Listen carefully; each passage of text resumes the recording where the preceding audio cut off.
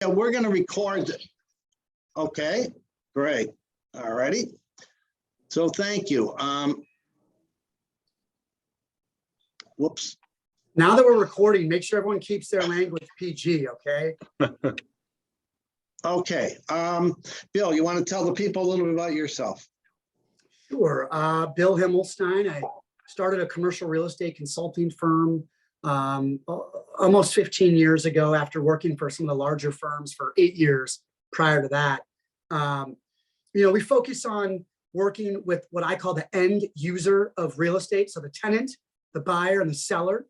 The typical asset classes we focus on are office users, industrial and warehouse users, and medical users, private practice physicians. So any of those folks, we can help with their real estate transactional needs of leasing, buying, selling, subleasing, relocating, expanding. Any of those opportunities we are really good at. Ray, you want to tell them a little bit about yourself? Okay. Hi, I'm Ray Silverstein. I'm the president and founder of Pro Presence Resource Organization. What we do is we create advisory boards for business owners. So if you want to meet monthly with non-competitive business owners to discuss issues, get their insight, their experience, and their knowledge. I used to own 2 manufacturing companies, and I participate in this type of group. And they basically, they and our key middle management grew the company to about 1,300 employees and about $65 million. That was back in the 1980s. So glad to be here, John. Yeah, and we invited Ray to be a host also because he's done literally thousands of peer group meetings with business owners, small businesses. Good insight. All right, so today, what to expect today? The first thing I want you to do is, because it's a fairly large group, as you see, write down your number 1 expectation today. At the end of this, we're going to come back to your expectations, but why are you here? What was the one thing you'd like to get out of the day? Now, if you don't get it here, then we'll have a one-on-one with you, so make sure you achieve your time is well spent. And we're going to engage in 3 critical questions you have to ask as a leader. So we're going to go through those. Those are sent to you in advance. We're going to go through them one by one.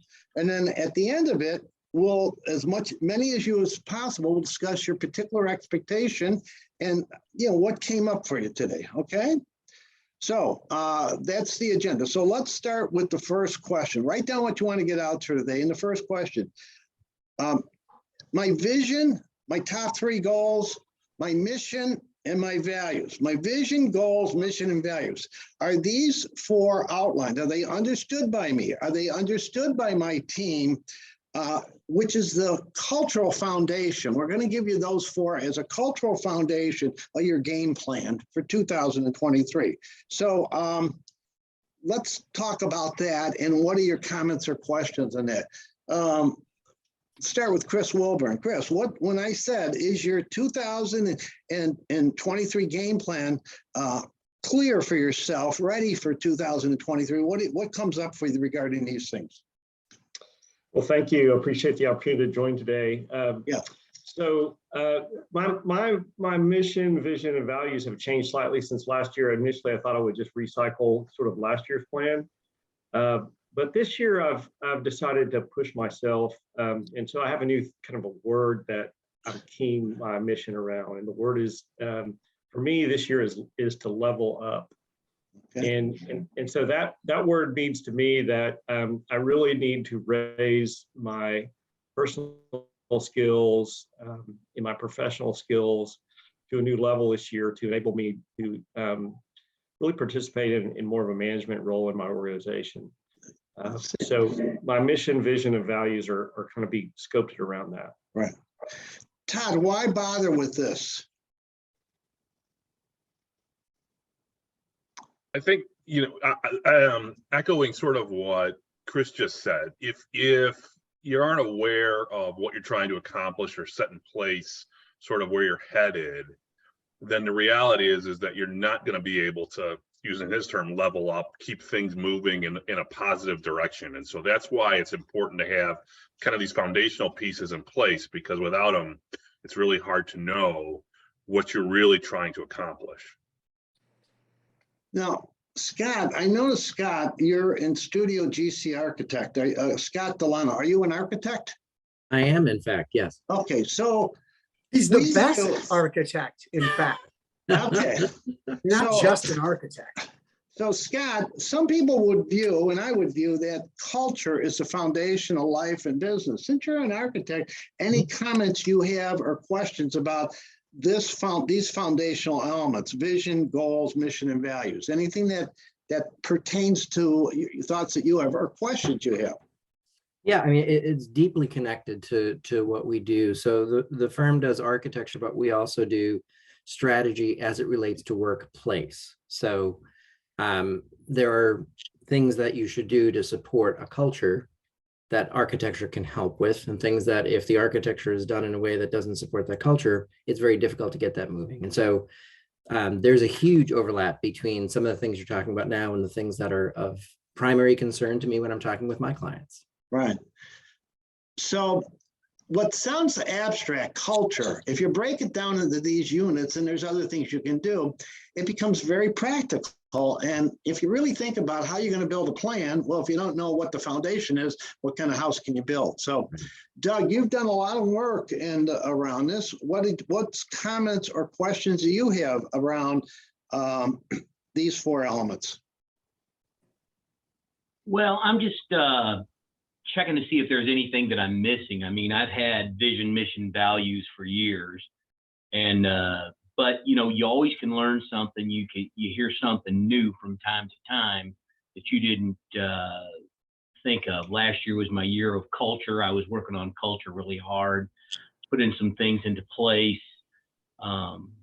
doing peer reviews, and doing quarterly conversations that I call it, and that was based around how to be a great boss, a book that Ray had reviewed with the group. So I built a whole system on that.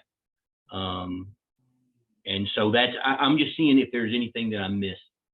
Well, let me ask you this, and I'll ask you, Doug, but it could be anybody. What is the function of values? Of those four values, how do you use values? Anybody want to share that, or Doug, you want to share it? Well, Go ahead. I use value. Values don't change. If you read the book Good to Great, values never change. Yeah. Now your vision and your mission may change. How you put products together, those kind of things might change, but your values never change, because that's who you are bone deep. Yeah. So that's what values are. Anybody else want to comment on the value part? That's maybe the most it might be the most practical thing you might get out of it. Anybody else want to make any questions or comments on how values fit in? Ray and Bill both raise their hand. Okay, well, values really are the rules of the road. And you want people who have common values and they believe in what you do. So the aspect is that these are the things that if people don't have your values, you really don't want them on your team. Yeah. Bill, you want to? I was just going to say, you got to hire to values. I think you can teach the skills of the job, and most of us can at least, but you got to hire people that share similar values as you. And then one of the comments earlier was about on the mission, vision, and values. I have found it to be very positive to talk about that with my team, because oftentimes one of my team members might have a different goal or something that actually does make sense and it works, and says, okay, well, that's a wonderful thought or idea. You know, how do we pursue that? How do we go down that path as well? So when you get your team members to be suggesting, different, mission or vision, whatever it is, you're absolutely getting their buy-in when it's their idea. And then that's something we can incorporate into our plan for the year. But I'm able to get up a smaller team. If you've got a much larger team, maybe it's not quite as feasible, Right. But I like to solicit feedback from my team, because that usually is going to increase the buy-in and their commitment to Right. those mission, vision, and values. Lauren, you raised your hand. Yeah, I would say values really have to guide decisions. I mean, there are lots of decisions all of us make every day, and the members of our team make every day. And sometimes in the heat of the moment, you're thinking, I'm going to make a decision this way, but then you take a step back and say, does that really align with my personal values, with my company values? and then you have to reset. So as long as you've got those values in place and they're well understood, it can guide just about any decision. Right. So think of values, what some in my manufacturing call this code of conduct. In sports, we call them rules. So golf, you're hitting the ball, you hit the ball out of bounds, you're shooting 3 from the tee.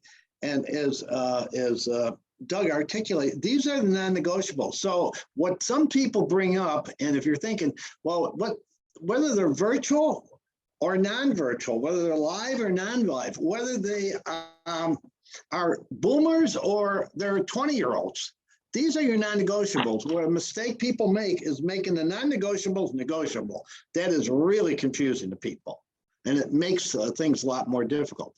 Anybody else have any comments or questions they want to make on this before we move to question 2? Or Todd, is there anything else Yeah. that's clear? Let me just mention this. One of the things, that gets missed with values oftentimes, particularly in larger organizations, is that values have to be demonstrated. It's one thing to have them stated. It's one thing to even talk about them regularly in a meeting, but they have to be demonstrated, particularly by the leadership or the ownership of the business. If they're not willing to truly, when it comes to the values, show people how they're enabling them, enacting them, living them, then they're not really worth any of the other effort. And that's one of the things that businesses fall down on oftentimes, is there is some of that diversion from the people actually living those values and demonstrating them and calling them out. Right. I agree with what Todd said, and here's what I did about it, because so often that kind of thing gets clouded. So this last year, I put together a peer review, and it was written around my core values. I asked 12 questions to everybody on, like for instance, I was reviewing my production manager, and I wrote those and I sent them out to the people that he works with and asked them to answer those questions. And so when they answer those questions, and it's just a thing of 1 to 5 on a scale, then you can track and see if your values and your vision and your purpose and your mission are being pushed down. Most people don't know how to track those. Well, I think everybody gets my values. I've got them posted. I tell everybody before they come to work what they are. We talk about them. But how do we know if they're demonstrated? You do that by these peer reviews. It's almost a 360 on each individual, and you kind of do that, and I push that down on my other people. So I found that to be pretty effective. I just got done doing my last review. Right. As a matter of fact. And a lot of people, you put them into the review process, this becomes real, not the flavor of the month. So think of vision for this conversation, then we're going to move on. Think of vision as the grandiose, the outcome, the end game, Covey, the end game. Think of goals is more practical for your rank and file. Having by 12/31, we got to reach these 2 or 3 goals. Very practical for people. Vision sometimes is pretty abstract. Mission is confused sometimes, but think of it like Iwo Jima. Why you're doing what you're doing in the moment. Find people that are being your mission and acknowledge them, and define the values and make sure those are the code of conduct. These are non-negotiables. Don't make them first, second, third, and home in baseball is not negotiable. 3 strikes and you're out. I mean, these become, and it's more honest. Now, the other thing, I'm not going to go into this right now, to take these things and to put them into what is called a user-friendly game plan.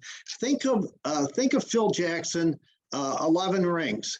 If you remember the last one, The Last Dance, he gave everybody a game plan. And we hired Randy Brown to do an event once for it. So they you put it into a game plan. So when you're finding people, focusing people, supporting people, they have a plan.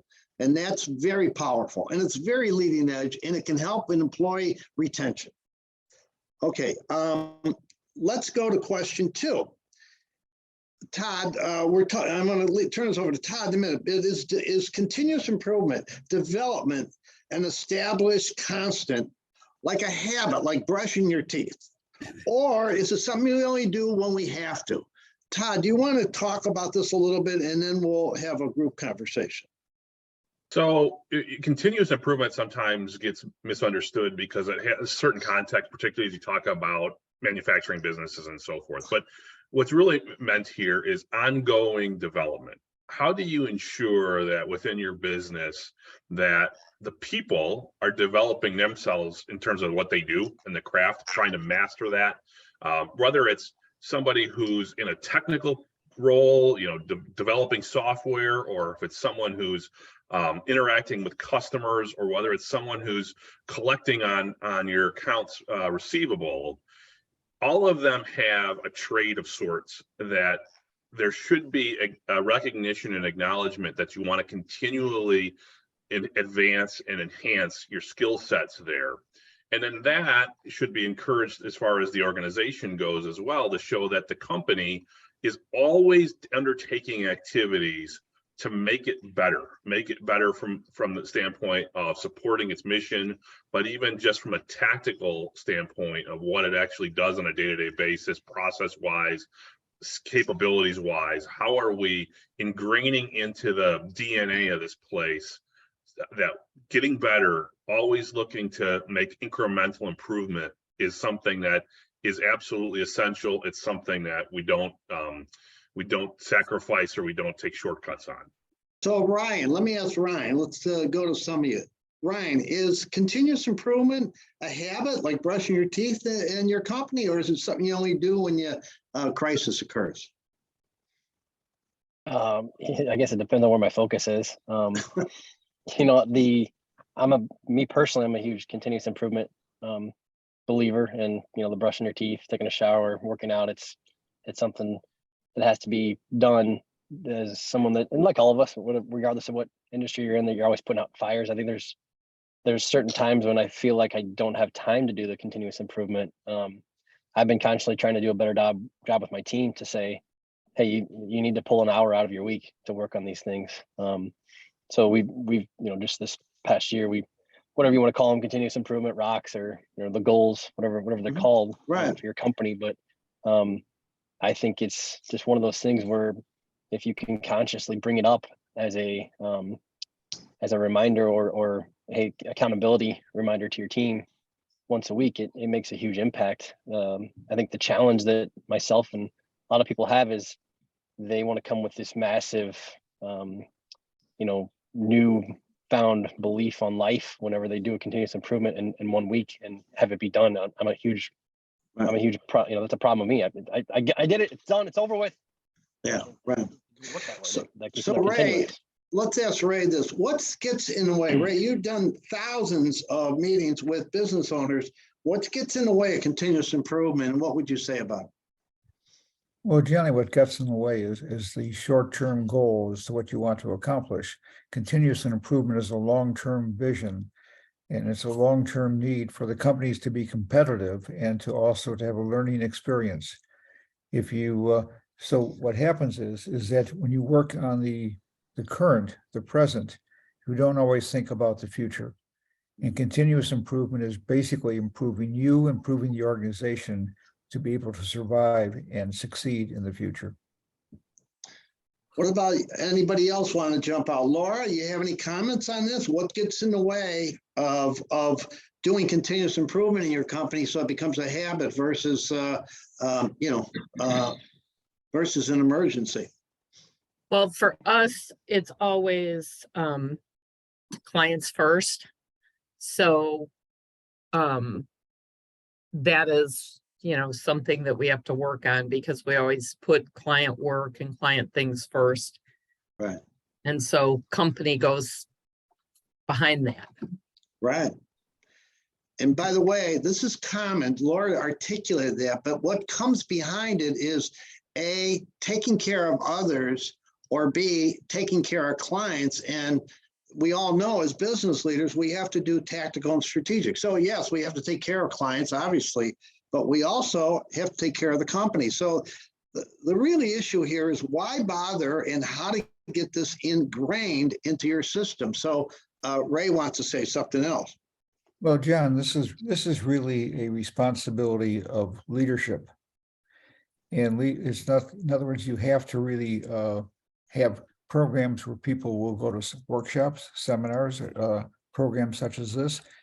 Otherwise, they just get involved in the day-to-day treadmill. Yeah. So really, it's really up to leadership. And the, let's say, ownership or whatever, is really has to foster this and promote this. Right. How about anybody else have any comments that they wrote down or questions about why bother with, what is continuous improvement for them? Why bother and how to do it? Anybody have any comments or questions on that? Marley? Oh, hi, I was doing something else. I'm sorry. Okay. Yeah, pass me. Maybe go to Steve. I can help. Okay. Yeah, I Go can. ahead, Adam, go ahead. Yeah, so I believe really deeply in this, and in terms of like how do you get it? How do you get people to do it? You just do it. Like we have our team read a book all at the same time. For example, we do this 4 times a year, Yeah. and then we carve out time to review the book and have a book discussion. So if it's part of the fabric of what you're doing, then it's not just a reminder like, hey, make sure that you make time to like do personal growth. It's like Right. it's part of the rhythm and the cadence. And then I also lead a First Fridays, which is an hour a month where it's just personal growth, and I'll have speakers come and talk about various subjects, or we'll watch TED Talks, or those are some of the things that we do. I think also having a professional development stipend is helpful. So ours is $1,000 a year. So we're asking our team like, hey, how are you using your professional development stipend? And then lastly, you know, I think as Ray mentioned, it comes from leadership, and I think that our team, hopefully, Sarah could you know let us know if I'm right or wrong on this. I think that our team sees us living that ethic in Right. what we're doing outside of what we do at work in terms of our personal and professional growth. And so I think that there's a trickle down effect, or there's a trickling up effect where we're setting a high bar for what we expect. And then lastly, I would say for those of you that are having challenges, fitting it into your schedule, I think like when you create a team program, like a book reading, for example, forces you to do it, right? Like you're not going to be the one who shows up at the book discussion not having read the book. Yeah, okay, good. Sarah, since he mentioned you, what would you comment on what is continuous improvement and why is it important to you? I agree with Adam, where I see like the partners or the senior planners that are firm constantly bettering themselves. And I think I am very influenced by what they do. I told Adam on his birthday that outside of my parents, he's been like the most influential person in my life. Yeah. And I don't think most of my friends would say that about their bosses, or at least not in a good way. Yeah. And by the way, since Adam articulated so beautifully, if you make continuous improvement, some people make it a core value and it becomes a habit. Like, I'm going to ask everybody, anybody here that didn't brush their teeth today? What about the day before? Did you brush your teeth? Wow. And people say, what gets in the way? I'm too busy. As Ray says, busy, busy, busy. Well, how'd you have time to brush your teeth? So it becomes a habit. And so this is really important. And I would assert that what Adam's talking about, and maybe the rest of you want to share this, it's a great retention strategy. It's a great recruitment strategy and one of the keys to retention, professional development of your team. So anybody else have any other comments that they want to make on this, that questions or comments on their continuous improvement, why bother with it, or how to go about it? Anybody else have anything else they want to say on this? Yeah, I would say that that's what makes you a professional. If we look at the occupations that we consider quote unquote professional occupations, like doctors, like lawyers, those fields require it if you want to continue to be licensed. Would you want to go to a doctor that hadn't learned in the last 25 years? I don't think so. Who do you want as your business partner? Somebody who's constantly getting better at whatever their trade is. Why as a business owner, as a leader, why is it you have to do it? What happens if you don't do it?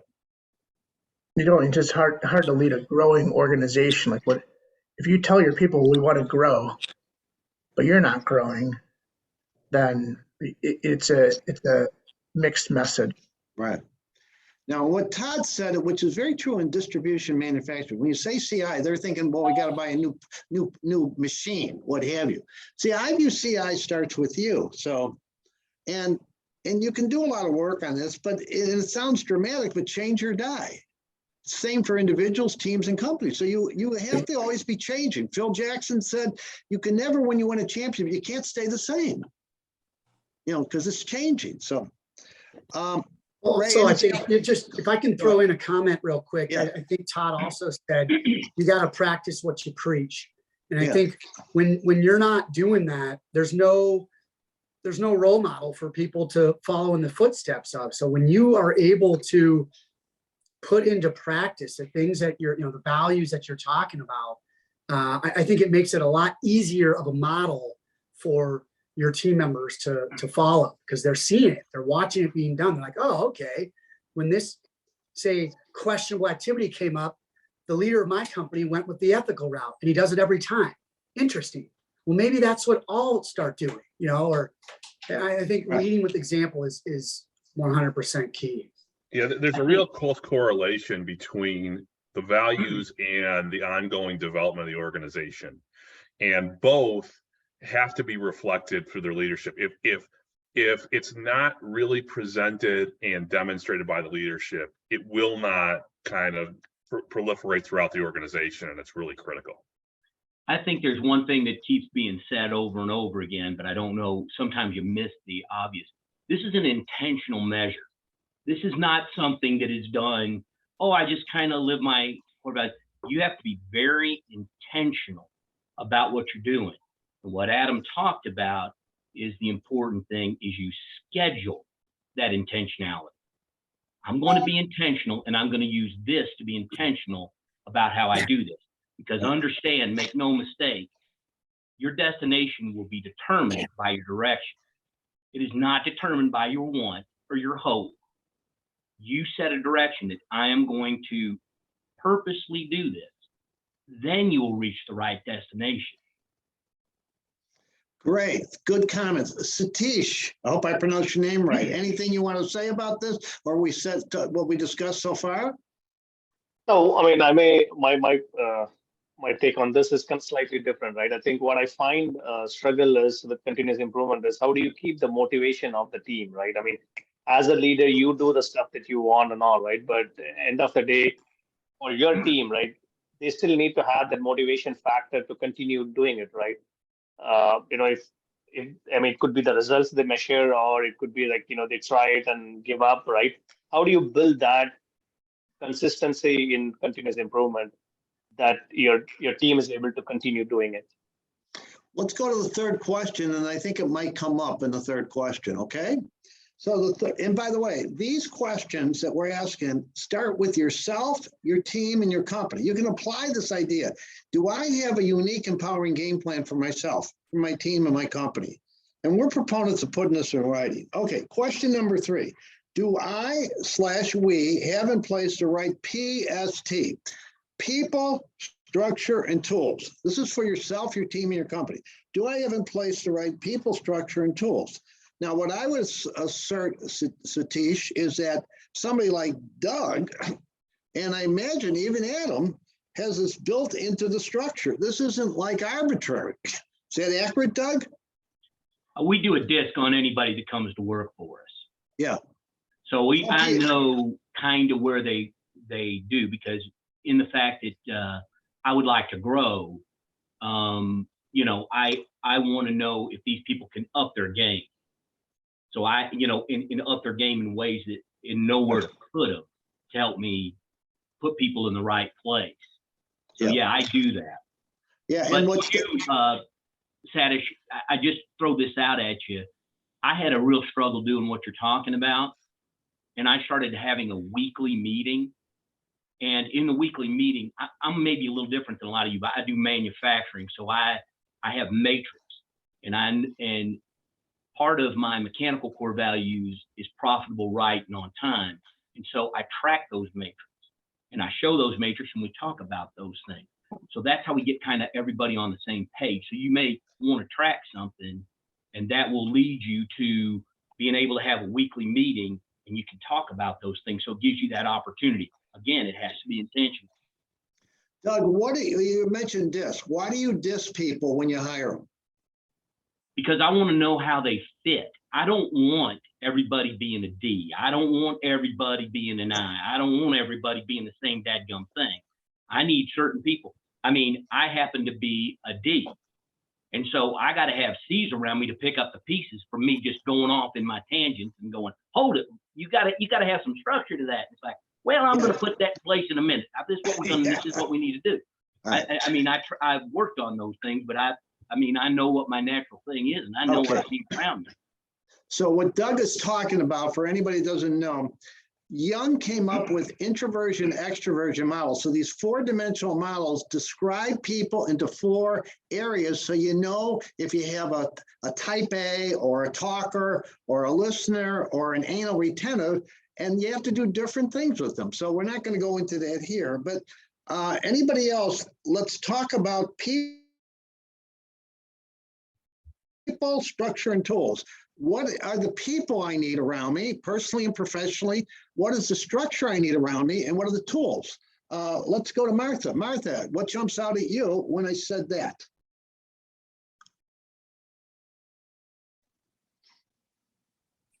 You have to turn off. Yeah, there we go. ahead. I'll just tell you what we've been struggling with in the architectural industry has been lack of people to hire. There just aren't enough people out there. So I think the difficulty with the people is when you add or replace, bringing them up to speed with the not continuous improvement, but bringing them to the level you are currently, and then how to move forward with that. So those are, if anyone has any thoughts on that, I would appreciate it. Okay. Anybody want to comment on that or anything else? Thinking about looking in a mirror and saying, do I have the right people, the right structure, and the right tools in place? And why are these tools so important? A lot of people have touched on, they haven't said tools, but the Adam and the Dougs are using tools. Anybody have any comments on that and why? Yeah, I think a key way to get to the right tools is just talking to your people. And I do that on a pretty regular basis. I just say, do you have everything you need to excel in your role? And occasionally they will say to me, it would be really nice if I had this. And I'll look into it or, figure out if it makes sense and we'll do it. We'll implement it. And I think that also creates a stickier workforce, stickier team members, because they realize that you're listening to them and then you're implementing things they're bringing up. And so a lot of the things that we're working with, I'm too stupid to understand what we actually need, but it's my team members who will tell me. So I am smart enough to listen to what they're telling me and implementing where appropriate. Right. Anybody else have any comments or questions on putting in place the right people, structure, and tools? And again, why are these tools so important? And DISC is a tool. There's thousands and thousands of tools. He mentioned DISC, but there's thousands. Anybody have any thoughts? Because I want to share something on research about tools and change and continuous improvement. It correlates. So let me state that, and Ray knows this and Todd knows this. 64% of the world, and you can do your own company, like Doug's profiling his company, so he knows the compositions, whether he has pushers, whether he has pleasers. 64% of the world are pleasers, people pleasers, and what is called security steady eddies. Okay.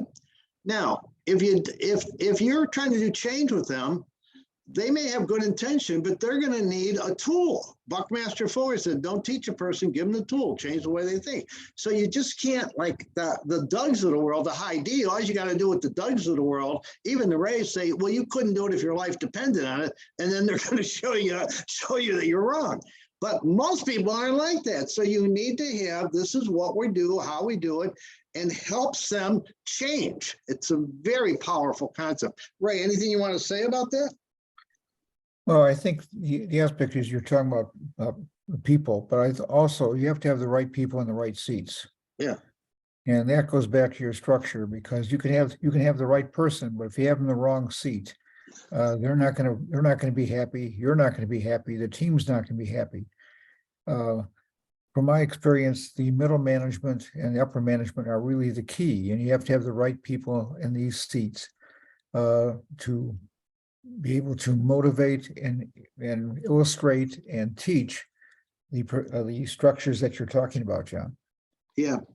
Steve, anything you want to say about what we've talked about so far? I just, leadership and walking the walk are the two themes that come through here, is that you need to lead by example, and we as an organization, we're a sales organization. So we're tending to always look at what's coming up next, and we never stop to really have the plan and the discipline and the organization to really make sure we're on track. As much as we've been highly successful for the many years that we've been in business, and we always rely on that and fall back on it. But there's a great core of knowledge here that I really appreciate, that's giving us a lot of things to think about. Yeah, these are three really interesting questions, and they're Socratic. This is hopefully starting your conversation with yourself and your team about building a unique, empowering game plan, because it's a noble path. Okay, let's go and what you wrote down. Let's go around a little bit for as many as we have. I said the next thing we're going to do is your expectation. What do you want to get out of today? And if we touched on it, so let's start with Chris Wilbert. What did you write down that you wanted to get out of today, Chris? And is there any comments or questions you want to ask of the group? Well, so what I wanted to get out of today was just some foundational understandings of really how to put together my 2023 plan. I felt like my plan last year was good, but it was more of just a description of who I am, and more less than a description of what where I'm going. And so I've been taking a lot of notes today, and I think it's been excellent. Really understanding the difference between values, vision, and mission. And further really understand, continuous improvement is something I've done for a while, but understanding how to implement that in my role is what I've been really looking for, and this has been very helpful. So what about you, Lauren? What did you write down, and any comments or questions from our conversation today? Well, I came in with kind of an open mind because I'm new to this, but just by looking at the topics, I expected to come in and gain some tools to be able to plan for the future and organize my planning instead of it being quite scattershot as it is now. Yeah. Wait. So if you're and there's a few people here, if you're like a style-wise, leadership style, sailor at sea, and you just kind of like go with the wind, and that's not bad. There's nothing wrong with that. It's appropriate to sail with the wind. But if you have other people working for you that are security oriented or real anal and detail oriented, very confusing. Todd, amplifying this. Todd understands this as exquisitely. Explain what.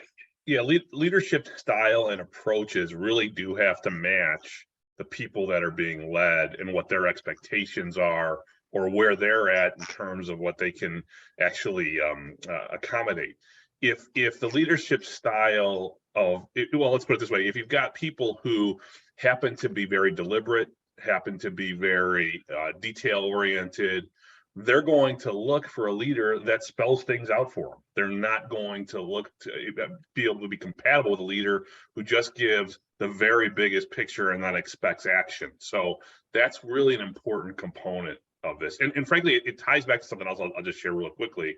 So the last thing we were talking about with the people structure and the tools, you have to be very intentional and deliberate about particularly the people and the structure. The mission really dictates the structure, and the leadership style also to some degree can dictate the structure. The values dictate the people and the type of people. And so you have to be very cautious and careful and considerate of all of those components. The tools can come later, and tools are more incidental as your business develops or as your business runs into new opportunity. But the structure and the people really require a lot of upfront diligence, and they're tied both to that mission and to the values piece. Okay, Adam, what did you write as your expectation? Any comments or questions you want to ask? I don't have additional comments. I would ask, as far as a question, like I had mentioned some of the things that we do to build culture, and I would be interested in knowing others. Others, what your special sauce or your recipe for success looks like.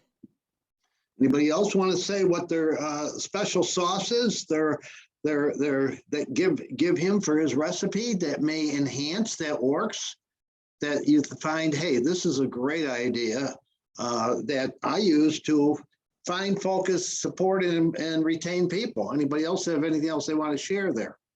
I'm using something that it's essentially participatory management.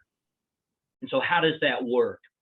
Well, when we have a major decision, or if we have a direction that we're going to go in, we always make sure, or I'm always thinking about who can help me make a better decision, who's going to have to carry it forward, and who's it going to affect?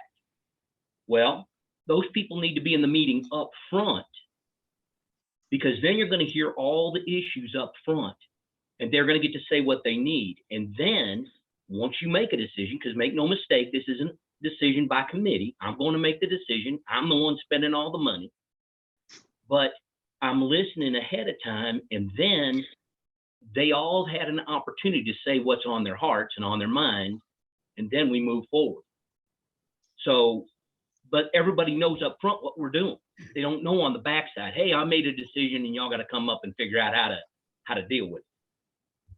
So that is kind of what I use to bring the thing forward. And most people are autocratic leaders. They just say, this is what we're going to do. And I found that to be a flop, and hence that's why I kind of developed this. Yeah, or I've taken on this. That's coming from a D, mindset. by the way. And that's coming from a D profile. Adam, what I would say, this is a broad picture. Your salary, your benefits, your support plan should support the mission, the vision, mission, and goals. A way to look at this is create things that supports that. And that's an abstract, but that's the way we look at that from a culture standpoint. That doesn't answer tactically, but out of that, sometimes you get some really unusual things. Steve, what did you write down you wanted to expect to get out today, and anything else you want to say? Well, I was just trying to take it all in. There's just a whole lot here to absorb, but the idea being it's a building block for us to look at and ways we can improve ourselves, improve our team. And we're different because we don't manufacture anything. We're a pure sales organization. So yeah, it's one is to keep everybody motivated, and we've got 8 type A personalities all competing with themselves, all trying to be successful. So it's really kind of seeking out ways to look at it and things that we can do to improve as leadership to make ourselves more successful, both for this year and for the years to come. Yeah, and there's another person here, I'll get to you in a minute, Ray, but there's another person you might reach out afterwards, Mike Parrish, who used to be the CFO and the CEO of an international 140-year-old company. Call him up if you're concerned about retention. A lot of people, what are the 3 keys to recruitment, the 3 keys to retention? And there might be an offline conversation that I would suggest Mike, who happens to be a 5-star person. We have a wise old gentleman that wants to make a comment. Ray? Oh, I'm looking for the wise old gentleman. Basically, Steve, when you made the comment that you're a sales organization, you're different. Yes, you have some differences, but most companies have about 80% of the activities are common. By that, I mean the planning, the structure, the tools, the communication. So when people always tell me their business is different from somebody else's, it really isn't. So the aspect is that these tools are used whether you're a sales organization or whether you're a CPA firm. You have some variance, but a good deal of them are very common throughout business. Ryan, what'd you write down you wanted to expect to get out of today, and what do you want to comment or ask?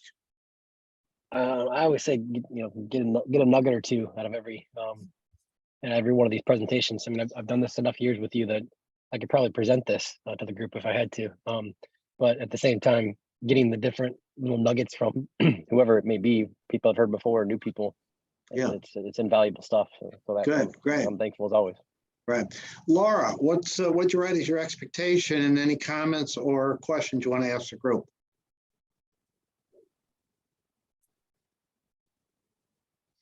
Laura's not there. Doug, anything else that you wanted, the expectation, and any other questions you want to ask the group? No, I think I learned a few things that I need to see if I can't figure out how to implement them. Yeah, good. Kat, we haven't heard from you. Any comments from today and that you'd like to share with the group? Honestly, I came into the meeting a little late. Yeah. I was tied up with a client, so Yeah. I really caught the very, very tail end. So I'm just kind of listening to see. Okay. Marley, what are your thoughts, Marley? It's marvelous, but marvelous, but that's okay. It's close enough. Close enough. I've been listening very intently. Everything sounds, of course, very intellectually familiar to me. So I think I know these points. My problem or my hope here today is that I will get from this group the associated power to implement these intellectual points. I need some stimulation. I need some get off your ass, Marlis, and make things happen. So I'm enjoying this, really. Oh, good. Mike, what did you write down as your expectation, and anything you want to ask the group? I guess the one thing I want to ask the group is everyone's talking about values, but I've noticed that values differ geographically by region. If I say integrity in the Midwest, it means one thing. I say integrity in New York City, it means completely something different. If I say I mean integrity in Switzerland, it's a completely different value. So when you talk about your values, I think you have to put them in terms of the culture that you're speaking to. Yeah. For example, in Texas, integrity is going to mean ready, fire, aim, or ready, aim, fire. What does it mean? Or in Oregon, it's going to mean something completely different. Mm-hmm. So that's why I would just caution you when you preach your values, which start at the top, that have them in terms of the culture and the environment that you're engaging with. And to piggyback on that, one of the things we do with a lot of clients is use a third party because it's safer, and ask people, the entire company, what do you think, what do we value? What do we value here? And then detail the values. In other words, if you say integrity, which is a broad word, that means these things. Okay, it's actually break it into behaviors. If you have security-oriented people or people that are real detail-oriented, they need that. Now, if you got the Dougs of the world, you don't need it. If you got the high Ds and the Rays of the world, they actually don't need it. But if most people don't, and it's very helpful. And then it's clear that this is how we play the game here. I was with a prominent law firm, 3 of the managing partners yesterday.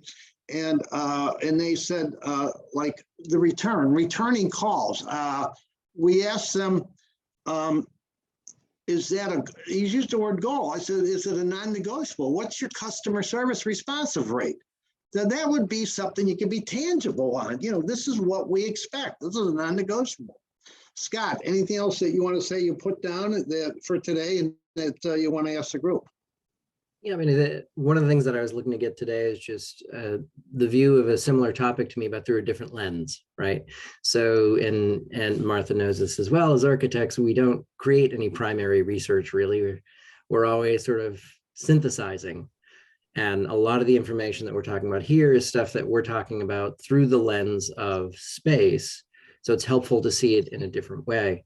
And then one of the tools, there was an earlier question about tools with sort of how do you get to the staff retention component. And I think it's important, you know, with my team to understand, this is partially to Doug's point as well, that change that happens to you is distressing, and change that you choose is exhilarating.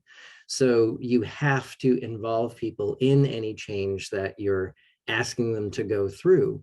And that, you know, that sends two messages. It's a culture that you're sending of respect for the people that you are working with because you're involving them.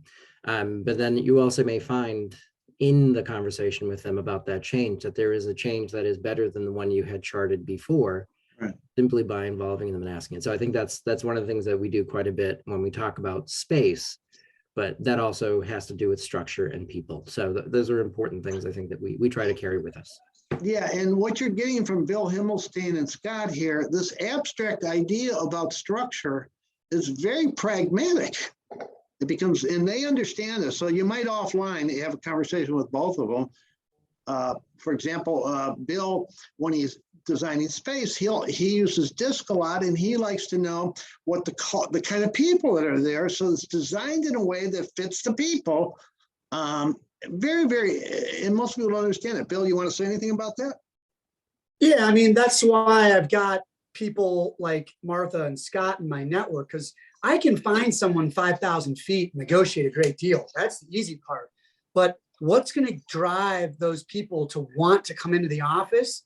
That's where the architects come into play, to really understand who they are, what the culture is, you know, what the personality of the organization is, and then design the space to what we talk about as being a commute-worthy space, to allow the team members to want to come in. So architects are a really key component in that factor. But you're right. I mean, there's very few brokers that will, usually they say, how many offices, how many cubes? Do you need a kitchenette? Do you need a conference room? Oh, that's 10,000 feet. I'll go find it. What's your budget? And for me, it's about getting a little bit more granular, get some more details so that space can actually be used as effectively as possible. So if you want to have a unique, empowering game plan for yourself, your team, your company, you got to look at the structure issue. It's very, very important. It sounds abstract. It's a little bit complicated, but we can have a further conversation. Okay, Martha, what did you put down as your expectation today, and anything else that you want to ask the group or tell the group?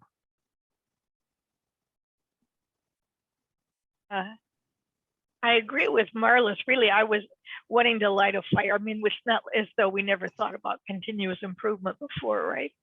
But hearing people's ideas and becoming enthusiastic about implementing again, that's a good thing to do, you know, early in the year.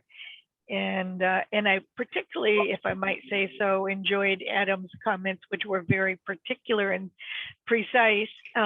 You know, these were ideas we might want to implement. We ourselves do weekly conversations with staff in which we try to introduce new topics. That's our way. But I liked the book review, or the, you know, something periodic that would be special and more extensive. We got time for one more person. Anybody else have anything they want to say before we do the closing? We're going to close, and then we'll be here for another 15 minutes if you want to do personal Q&A. But then we want to end on time. Is there anybody else has any other questions they want to ask before we do the closing?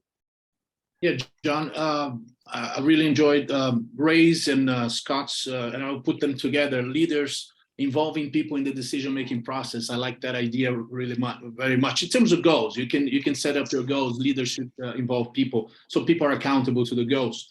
I'm a sales trainer, and I train also leaders, and I feel that people expect leaders to put training in front of them. They won't get by themselves and go search for sources for training. They expect leaders to do that for them. One of my main clients here in Brazil is a manufacturer of agricultural equipment, and this is a U.S. manufacturer, as a matter of fact. They have very clear set of goals and missions and values. Problem is that sometimes those goals and those expectations don't match. For example, last year we had, in the previous years of COVID, we had a booming market here in Brazil. They would sell anything they would have in stock, and prices were up by 100%. and still they were selling. So how can you cope? One of the values of the company, as a matter of fact, is don't stay in your comfort zone. Get out of it. Don't stay there. Well, how can you reconcile that with that kind of market? I mean, yeah, I'm not selling. I'm not doing anything. They are buying from me. So how can you get out of your comfort zone and do that? So it needs a strong leadership to get these people in hand and really train and motivate. And not expect them to go out there. Well, they won't do that by themselves. So we leaders should do that. Should help them to improve constantly. Yeah, thank you. So here's the follow-up.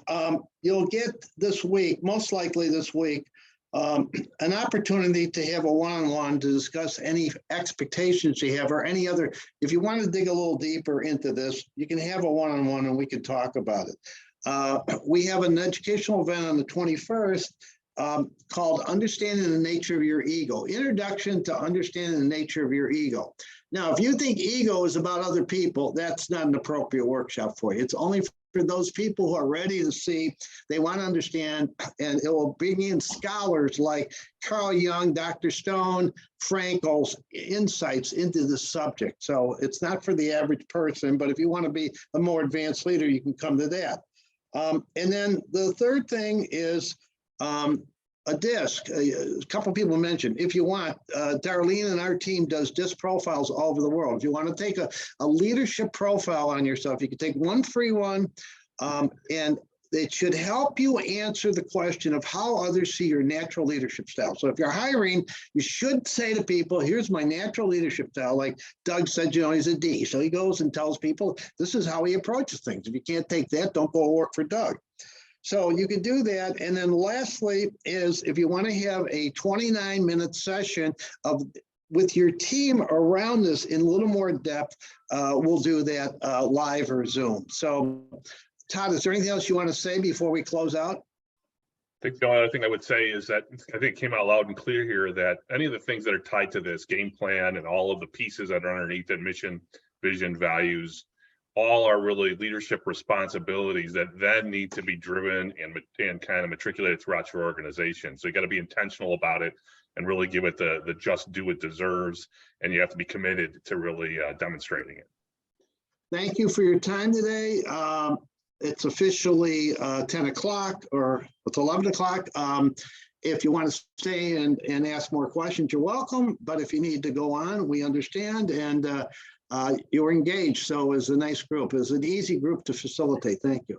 Thank you. Thank you so much. Yeah. Everyone.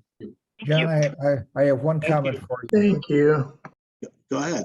Thank you. This was a very good example of continuous improvement by recording the meeting today. Yeah, but it wasn't me, Ray. You know that. I don't know where the on button is. So you know it wasn't. I didn't have anything to do with it. So I don't know how much he improved, Ray, because a minute before we started, he was talking about recordings. Then he forgot to mention that it was going to be recorded. 60 seconds later. Yeah, right. So anyway, so they make fun of me. So that's how they are. So Chris, what any other comments or questions? Well, you know, it was excellent presentation. The one comment I was going to make earlier, which is probably not a major comment, was you know, I work for a global, you know, publicly traded company, and in terms of continuous improvement, one of the things we do pretty frequently is, you know, get smaller groups, medium-sized groups of people out of the office and take them to, you know, what we call an offsite, where you just a month ago, less than a month ago, I spent 2 nights in a hotel in my own city, you know, but it was with coworkers who'd flown in around the world, and it was an excellent opportunity. And when I look back on it, it was structured as planning for the 2023, but when I look back on it, it was really also them giving us a significant exposure to continuous improvement. So yeah, I thought that was excellent. Yeah. It takes 1,000,001 forms. I mean, it could be done in many, many ways. So Doug, anything else you want to say? No, I'm good. Okay, you contributed a lot like usual, so thanks a lot. And we didn't need you to supervise Ray today. Ray actually behaved pretty good. I was going to make you the